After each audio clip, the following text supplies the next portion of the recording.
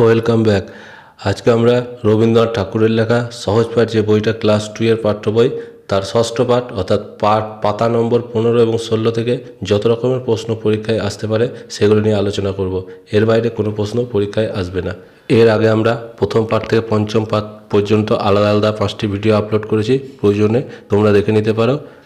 চ্যানেলে নতুন হলে চ্যানেলটিকে সাবস্ক্রাইব করবে। ষষ্ঠ পাঠ 15 পাতা উশ্রী নদীর ঝর্ণা দেখতে যাব। এইখান থেকে আমরা এই যে শেষে যেটা 16 পাতায় আছে, তার বোন খান্তমণি তাকে খাইয়ে দিলে, এই পর্যন্ত শুধুমাত্র পড়ছি না, এখানে যে প্রশ্নগুলো হতে পারে সেগুলো নিয়ে আলোচনা করছি। এখানে কিছু কঠিন শব্দ আছে, সেগুলো বলে দিচ্ছি। বিশ্রী মানে হচ্ছে খারাপ, বর্জ্য হচ্ছে বাজ, বাদলা মানে বৃষ্টি, বান মানে বন্যা, দুরন্ত মানে অস্থির, শান্ত মানে ক্লান্ত, আশ্রয় মানে আস্তানা, শীঘ্র মানে তাড়াতাড়ি, আগ্রহ মানে ইচ্ছা, আর পান্তা ভাত মানে হচ্ছে ভিজে ভাত। এবার এখানকার প্রশ্নগুলো দেখো। নিচে যুক্তবর্ণগুলির পাশের ফাঁকা ঘরে ওই যুক্তবর্ণ দিয়ে শব্দ গঠন করো। প্রথমে আছে দন্তের স আর র দিয়ে যোগ করে হয়েছে দন্তের স র ফেলা, শব্দ হচ্ছে উশ্রী এবং স্রোত। একইভাবে তালবের স র মানে হচ্ছে তালবের স র ফেলা, এটা হবে বিশ্রী এবং শ্রম।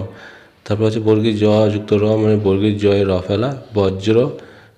তারপর আছে দন্তান্ন যুক্ত ত দন্তান্ন তয় অন্ত শ্রান্ত। তারপর ত যুক্ত র মানে তয়ের ফেলা, ত্রিবেণী ত্রিদেব। তারপরে দন্তান্ন যুক্ত দ মানে হচ্ছে দন্তান্ন দয়ে আনন্দ আকন্দ। আর খ যুক্ত র মানে ক্ষয়রা ফেলা, খ্রিস্টাব্দ খ্রিস্টান ইত্যাদি। আর গ যুক্ত র মানে গয়রা ফেলা, গ্রহ অগ্র। তারপর দুইয়ের দাগে নিচে শব্দগুলি দিয়ে বাক্য রচনা করতে বলা হয়েছে। ঝর্ণা, আমি দার্জিলিংয়ে গিয়ে ঝর্ণা দেখেছি। দুই হচ্ছে বিশ্রী, রামের হাতের লেখা, বিশ্রী মানে হচ্ছে খারাপ। স্রোত, বর্ষাকালে নদীতে স্রোত বেশি হয়। কলেজ, আমার দাদা কলেজে পড়ে। আশ্রয়, রাত হলে পাখিরা গাছে আশ্রয় নেই। সন্দেশ, আমি সন্দেশ খেতে ভালোবাসি। তিনের হচ্ছে ফাঁকা জায়গায় সঠিক শব্দ লেখো। ড্যাশ নদীর ঝর্ণা দেখতে যাব, এখানে 3টে অপশান আছে, গঙ্গা যমুনা উশ্রী। বইয়ে তোমরা পড়ে নিয়েছো উশ্রী, তাহলে আমরা লিখব উশ্রী নদীর ঝর্ণা দেখতে যাব। খ হচ্ছে দিনটা বড় বিশ্রী। ড্যাশ মাসের বাদলা, এটা হবে শ্রাবণ মাসের বাদলা। ড্যাশ কান্তি মিত্র যাবে, সাঁতরাগাছি কান্তি মিত্র যাবে। আর ভোরের বেলা পান্তা ভাত খেয়ে বেরিয়েছে। চারের দাগের হচ্ছে ক, এই পাঠ থেকে র ফেলাযুক্ত শব্দগুলি লেখো। উশ্রী, বজ্র, বিশ্রী, অবিশ্রান্ত, শান্ত, মিশ্র, শীঘ্র, শ্রেষ ইত্যাদি, এগুলোই আছে পাঠে।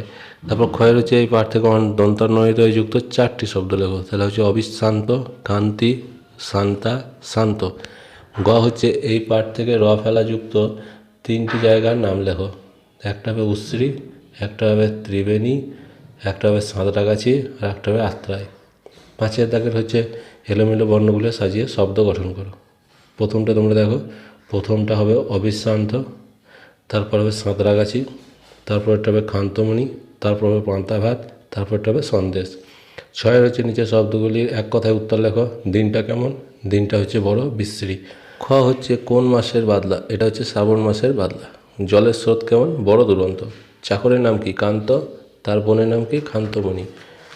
7এর দাগে হচ্ছে নিচের প্রশ্নগুলি সম্পূর্ণ বাক্য উত্তর লেখো। ক হচ্ছে কোথায় ঝর্ণা দেখতে যাব এবং দিনটা, সেই দিনটা কেমন ছিল। উশ্রী যাব ঝর্ণা দেখতে, দিনটা ছিল বড় বিশ্রী। খ হচ্ছে কলেজের ছাত্ররা কোথায় কোথায় গেছে। কলেজের ছাত্ররা কেউ ত্রিবেণী, কেউ গেছে আত্রায় যায়। গ হচ্ছে কান্তি মিত্র কোথায় থাকে, কান্তি মিত্র সাঁতরাগাছিতে থাকে। ঘ হচ্ছে কার যাওয়া নিয়ে সংশয় আছে এবং কেন। শান্তার যাওয়া নিয়ে সংশয় আছে, কারণ সে হয়তো শান্ত হয়ে পড়তে পারে। হিং হচ্ছে পথে জল নামলে কাদের বাড়িতে আশ্রয় নেওয়া যাবে, মিশ্রদের বাড়িতে আশ্রয় নেব।